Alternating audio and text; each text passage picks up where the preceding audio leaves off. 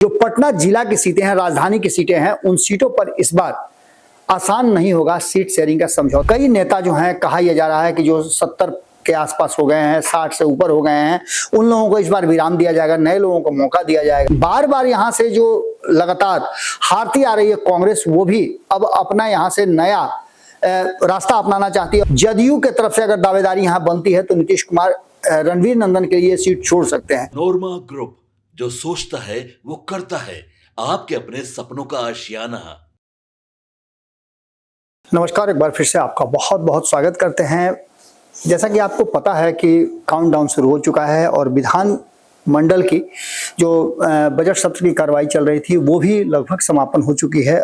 जब ये खबर आप देख रहे होंगे तो ये शायद अंतिम दिन होगा जब विधानमंडल की कार्रवाई का समापन होगा और इसकी घोषणा पहले से ही कर दी गई है और सभी दोनों सदनों से इसकी अनुमति भी ले ली गई है। आपने फोटो सेशन भी देख लिया होगा कि विधान सभा की और विधान परिषद दोनों जगह की फोटो सेशन भी हो गए। इन सब के बावजूद अब चुनाव का काउंटडाउन शुरू हो चुका है। हालांकि 7-8 महीने अभी चुनाव में देरी है, लेकिन इसके बावजूद जो भीतर खाने से खबरें आ रही हैं और जो लगातार हम विधानसभा को वॉच कर रहे थे, वहां से जो खबरें आई हैं उसके अनुसार इस बार आसान नहीं होगा ये 2025 का चुनाव, क्योंकि ये इस सदी के, जब हम देश के 75वें साल के बाद 100वें साल में प्रवेश करेंगे और उसके लिए जो आगे की रणनीति बनाई जा रही है, कहा यह जा रहा है कि 1 नेशन 1 इलेक्शन होगा, इसके बाद परिसीमन की बातें की जा रही हैं। इसके अलावे भी और बहुत सारी बातें हैं, क्योंकि बहुत सारे राजनीतिक दल के कर्ता धर्ता जो हैं, मुख्य जो चेहरा है, उनका समय समाप्त हो रहा है। जैसे आप नीतीश कुमार की बात कर लीजिए, लालू प्रसाद की बात कर लीजिए, इन लोगों का अब धीरे धीरे अवसान हो रहा है और ये अब अपनी पार्टी और अपने जो इतने दिनों का इनका एम्पायर है, इसको बचाने के लिए एक सही व्यक्ति की तलाश कर रहे हैं और सही फैसले के इंतजार में हैं। सीट शेयरिंग के समझौते को लेकर के आपने देखा ही होगा कि किस तरह की बातें चल रही हैं। भीतर खाने में अभी भी सीट शेयरिंग नहीं हुआ है, उसके बावजूद भी बहुत सारी बातें सुनने को मिली होंगी। कल ही आपने देखा कि दिल्ली में अचानक से एक बैठक एनडीए गठबंधन की बुला ली गई, तो महागठबंधन के भीतर भी बहुत कुछ ठीक ठाक नहीं नजर आ रहा है। लेकिन जो हमारे पास आंकड़े हैं, इसमें 1 दर्जन और 1 दर्जन से ज्यादा जो पटना जिला की सीटें हैं, राजधानी की सीटें हैं, उन सीटों पर इस बार आसान नहीं होगा सीट शेयरिंग का समझौता और उम्मीदवारों का चयन, क्योंकि लंबे समय से बहुत लोग इंतजार कर रहे थे। कई नेता जो हैं, कहा यह जा रहा है कि जो 70 के आसपास हो गए हैं, 60 से ऊपर हो गए हैं, उन लोगों को इस बार विराम दिया जाएगा, नए लोगों को मौका दिया जाएगा। कितना सब कुछ ये देखने को मिलता है ये तो अलग बात है, लेकिन जो हम आपके सामने ये खबर लेकर के आए हैं, इसमें जनता दल यूनाइटेड और भारतीय जनता पार्टी के बीच में कई सीटों को लेकर के जीत हो सकती है। तो वहीं आपको बताएं कि राष्ट्रीय जनता दल और महागठबंधन के बीच जो कांग्रेस लगातार कई सीटों पे चुनाव लड़ती आ रही है और लगातार हारती आ रही है, उन सीटों पे कांग्रेस का कहना यह है कि अब इन सीटों की अदला बदली कर ली जाए। यानी दोनों ही गठबंधन में जो वर्तमान परिस्थितियां हैं वो कहीं ना कहीं इस बात की तरफ इशारा कर रही हैं कि आने वाला चुनाव जो 2025 का बिहार विधानसभा चुनाव होगा, ये देश के लिए एक नाजीर तो पेश करेगा ही, इसके साथ साथ बिहार में भी अब बिहार की राजनीतिक दल आगे की रणनीति किस तरह से बनाते हैं और आने वाले 2029 के चुनाव में यदि 1 नेशन 1 इलेक्शन होता है तो उसके लिए अपनी तैयारी कैसे करते हैं, इन सब कुछ पर टिका हुआ है ये बिहार का 2025 का विधानसभा चुनाव। इन सारी बातों को लेकर के पटना की बात हम अगर करें तो पटना से ही हम शुरुआत करते हैं। पटना की जो 1 दर्जन के आसपास सीटें हैं, पटना जिले की मैं बात कर रहा हूं, उनमें से आधा दर्जन ऐसी सीटें हैं जो राजधानी को सीधे सीधे टच करती हैं। जिसमें सबसे पहले अगर बात करें तो पटना साहिब की काफी फेमस सीट है, काफी दुनिया भर में मशहूर है, क्योंकि यहां आपको पता है कि गुरुद्वारा है और इस बात को लेकर के दुनिया भर में यह मशहूर है। इस सीट से लगातार जीतते आ रहे हैं पटना साहिब से जो नंदकिशोर यादव हैं। नंदकिशोर यादव पटना साहिब सीट से जीतते आ रहे हैं और जिस तरह से वो लगातार यहां से जीत रहे हैं, इस बार तो उनको सदन के सबसे उच्च पद विधानसभा के अध्यक्ष की कुर्सी मिली। इससे पहले वो लगातार मंत्री भी रहे हैं और यहाँ जो वर्तमान परिस्थिति बनी है, इसमें भारतीय जनता पार्टी के तरफ से भी कई नाम इसमें जुड़ते जा रहे हैं। पटना साहिब के इस सीट से इसमें कहा यह जा रहा है कि इनके पुत्र जो हैं उनका नाम भी बार बार आ रहा है। नंदकिशोर यादव के पुत्र हैं नितिन, उनको भी इस चुनाव में इस बार उतारने की तैयारी कर सकते हैं, इसके पीछे से तैयारी शुरू हो चुकी है। इसके अलावा यहाँ से और भी कई नाम सामने नजर आ रहे हैं जो यहाँ से चुनाव लड़ना चाहते हैं, जिसमें भारतीय जनता पार्टी के साथ साथ जदयू के भी कई नाम सामने आ रहे हैं। जनता दल यूनाइटेड भी इस सीट पर इंटरेस्टेड है और वो चाहती है कि इस बार बदलाव हो। तो देखना दिलचस्प होगा कि आगे जनता दल यूनाइटेड और भारतीय जनता पार्टी में क्या होता है। लेकिन बार बार यहां से जो लगातार हारती आ रही है कांग्रेस, वो भी अब अपना यहां से नया रास्ता अपनाना चाहती है और ये सीट जो है वो छोड़ करके कहीं अन्यत्र सीट लेना चाहती है। तो ये सीट या तो राष्ट्रीय जनता दल या राष्ट्रीय जनता दल के अलावे अन्य किसी घटक दल को जो महागठबंधन में उनको जा सकता है। तो ऐसी स्थिति में इसमें जनसुराज भी अपना दावेदारी ठोक रहा है। अपर्णा यादव हैं जो कि कहा जाता है कि काफी अपने क्षेत्र में प्रसिद्ध हैं, युवा हैं, पढ़ी लिखी हैं और लगातार एक व्यवसायी के रूप में वो कई लोगों को रोजगार भी दे रही हैं।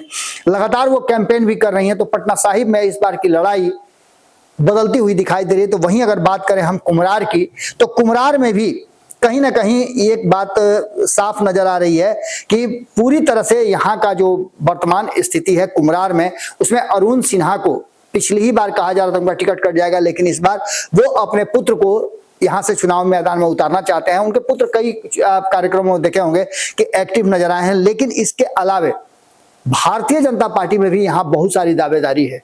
शिशिर जो है, शिशिर कुमार जो सीता साहू के पुत्र हैं, वो मेयर जो है वो उनके लिए चुनाव लड़ते आ रहे हैं। लगातार भारतीय जनता पार्टी के कई कार्यक्रमों को किया है। अभी अभी आपने देखा होगा कि कई कार्यक्रम करके उन्होंने जिस तरह का अपना प्रभाव जमाया है, भारतीय जनता पार्टी की टीम से जुड़े हुए हैं, कई कार्यक्रमों में शामिल रहते हैं। इसके अलावे इस सीट पर और भी दावेदारी बढ़ रही है। कुम्हरार की सीट में एक और नाम रणवीर नंदन का आ रहा है जो काफी वरिष्ठ नेता हैं और कहा यह जा रहा है कि चूंकि ये सीट जो है वो कायस्थ का सीट है, इसलिए कायस्थ समाज से किसी को लाया जाएगा। तो इस सीट पर एक उम्मीदवारी रणवीर नंदन की भी बन रही है। इसके अलावा आपको बता दें कि जनता दल यूनाइटेड के भीतर से भी आवाज उठ रहे हैं, इसमें भी कई नाम सामने आ रहे हैं। एक दो नाम तो हमारे सामने है, लेकिन इन लोगों ने सीधे तौर पे कहा है कि नहीं, उनका नाम नहीं लिया जाए। तो ऐसी स्थिति में निश्चित रूप से आप समझ सकते हैं कि नाम लेना उचित होगा नहीं। लेकिन दो लोगों का नाम कम से कम जो आ रहा है कायस्थ समाज से ही आते हैं, उनका भी नाम आ रहा है। हालांकि उनका नाम अगले जो हम विधानसभा की बात करेंगे बांकीपुर की, उसमें भी उनका नाम शामिल है। लेकिन खास करके शिशिर कुमार, सीता साहू के जो पुत्र हैं और रणवीर नंदन का नाम आ रहा है। रणवीर नंदन काफी पुराने जो कहा जाता है वो कैडर हैं भारतीय जनता पार्टी के, हालांकि बीच में वो एमएलसी भी थे और नीतीश कुमार से के काफी करीबी है। नीतीश कुमार भी जदयू के तरफ से अगर दावेदारी यहाँ बनती है तो नीतीश कुमार रणवीर नंदन के लिए सीट छोड़ सकते हैं। तो ऐसी स्थिति में यहाँ भी कड़ी लड़ाई होने वाली है। बात बांकीपुर की करें तो यहाँ बहुत कुछ नहीं लगता है। नितिन नवीन लगातार बेहतर काम कर रहे हैं। नीतीश कुमार से लेकर के भारतीय जनता पार्टी के भीतर भी उनका एक अलग तरह का प्रभाव है और उस प्रभाव को लेकर के वो बने हुए हैं। लेकिन इस बार जो है कहा यह जा रहा है कि नितिन नवीन को आने वाले चुनाव के लिए अब तैयारी कराई जा रही है और वो आने वाले 2029 में जो लोकसभा का चुनाव होगा उसके लिए वो पटना साहिब से उम्मीदवार हो सकते हैं।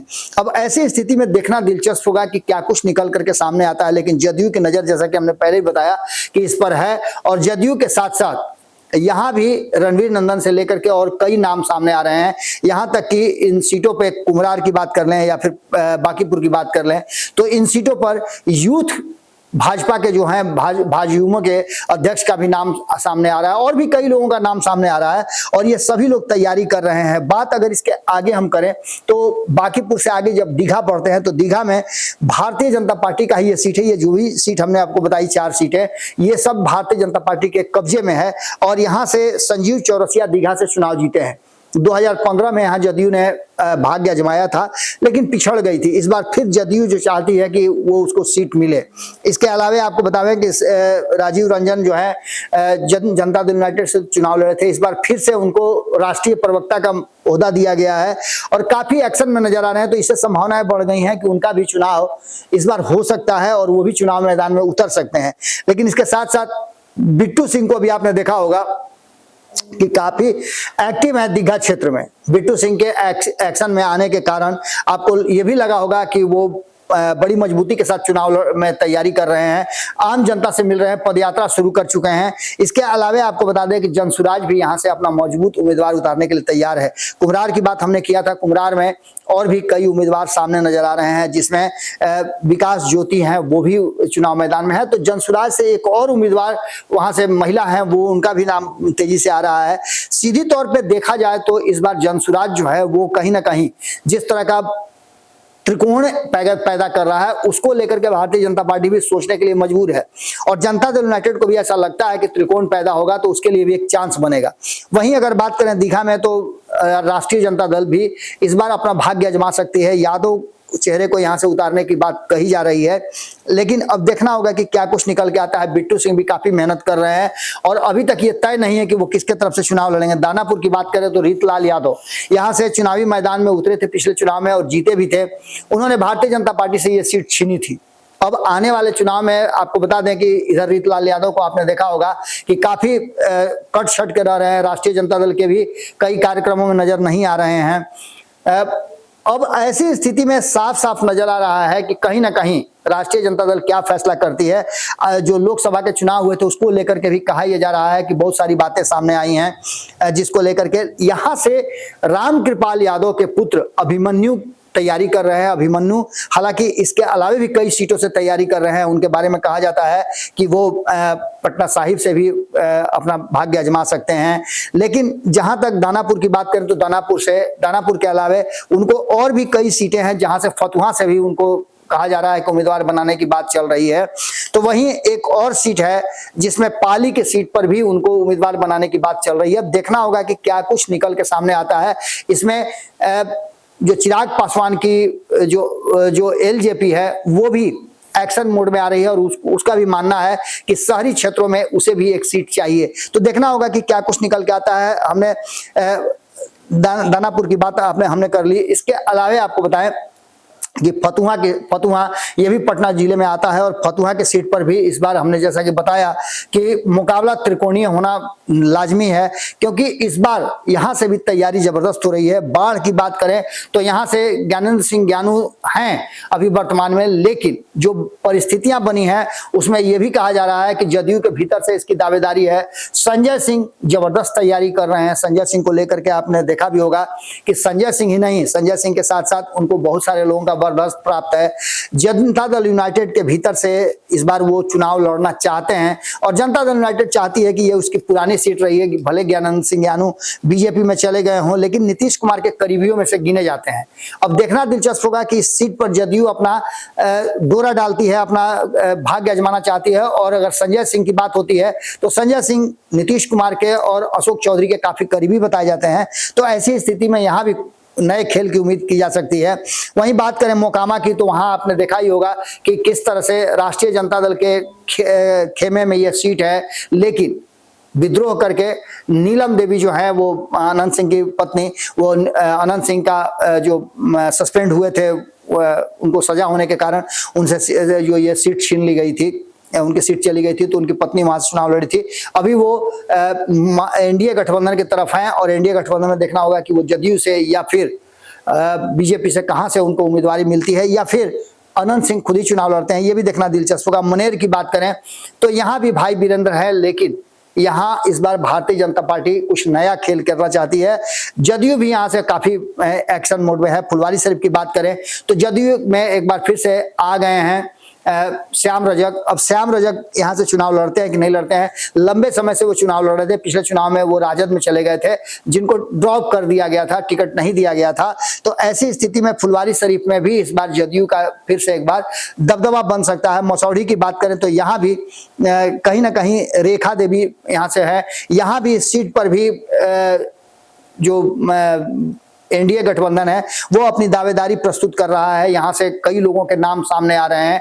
कहा तो ये भी जा रहा है कि चंद्रेश्वर प्रसाद चंद्रवंशी के पुत्र हैं, उनको यहाँ से मैदान में उतारा जाएगा। पाली की बात करें तो हमने आपको पहले ही बताया कि ये भी भारतीय जनता पार्टी बड़ी बुरी तरह से हारी थी। विक्रम में भी भारतीय जनता पार्टी की जिस तरह से हार हुई थी, इन सभी सीटों पर और पटना का जो शहरी क्षेत्र है, इन सीटों पर इस बार एनडीए गठबंधन के अन्य घटक दलों की नजर है। अब देखना होगा कि क्या कुछ निकल के सामने आता है। भारतीय जनता पार्टी इन सभी सीटों पर लगभग 8 से 9 सीटें 10 सीटें ऐसी हैं जिस पर अपनी दावेदारी प्रस्तुत करती है, लेकिन सीट शेयरिंग के समझौते के साथ साथ जो सीटें हैं उनको भी इस बार आइडेंटिफाई करके ही सीट शेयरिंग का समझौता तय किया जाएगा। देखना होगा कि क्या कुछ निकल के सामने आता है, लेकिन एक बात तय है कि भाजपा और जदयू में पटना की इन आधा दर्जन से ज्यादा सीटें हैं जिस पर टकराव की स्थिति है, घमासान मचा हुआ है। अब देखना दिलचस्प होगा कि चुनाव से पहले ही इन सीटों को लेकर के जहां एक तरफ एनडीए में वहीं महागठबंधन में भी कम घमासान नहीं है, दूसरी तरफ जनसुराज की भी नजर ध्यान इस पूरी सीट पर है। अब देखना होगा कि क्या कुछ निकल के सामने आता है। आज महाभारत में हम यहीं आपसे विदा लेते हैं। ऐसे ही हम आगे भी आपको बताते रहेंगे कि किस सीट की क्या स्थिति है और किस सीट पे किसकी दावेदारी बनती है। जुड़े रहिए भारत लाइव के साथ। बहुत बहुत धन्यवाद। नमस्कार। आपके सपनों को हमने सजाया है, ई होम्स पैनोरामा को हमने बनाया है। ई होम्स मेरा एक सपना था जिस पे मैं पिछले 4 साल से काम कर रहा था। हमने जो बनाया है वो सबने है माना। ई होम्स पैनोरामा में हो आपका भी आशियाना। और फाइनली हमने 2021 में इस प्रोजेक्ट को लॉन्च किया। बहुत लोग अप्रिशिएट कर रहे हैं कि पूर्णिया जैसे शहर में, बिहार के, एक तो बिहार की बात करें उसमें भी पूर्णिया जैसे छोटे जगह में इस तरह का लाइफस्टाइल देना, ये सुन के हम लोगों को बहुत अच्छा लगता है।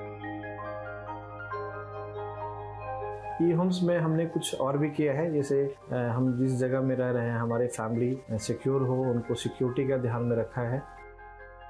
आपकी सुविधा और सुरक्षा आपके लिए खास है, ये आपका विश्वास है। इसमें आर्टिफिशियल इंटेलिजेंस का 7 लेयर सिक्योरिटी का हमने इस्तेमाल किया है। लस ग्रीन कैंपस को बनाया है। यदि हमारा बाउंड्री वाल है तो वो वर्टिकल गार्डन है।